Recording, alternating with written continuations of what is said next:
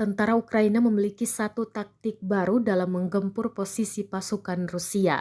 Rekamannya beredar di Telegram pada Kamis 23 Maret 2023. Dalam keterangan unggahan disebutkan, taktik ideal dari pembom udara Brigade ke-30 Angkatan Bersenjata Ukraina adalah meledakkan beberapa posisi pasukan Rusia. Ledakan granat pertama memancing penghuninya berpindah parit. Setelah seluruh pasukan Rusia berkumpul di satu parit, granat kedua segera dilempar dan melukai seluruh pasukan Rusia. Serangan yang terekam drone pengintai Ukraina tampak tepat mengenai sasaran. Rekamannya pun menuai berbagai komentar dari warganet. Seperti diketahui, Rusia melancarkan operasi militer khusus yang diperintahkan Presiden Rusia Vladimir Putin pada 24 Februari 2022 kemarin.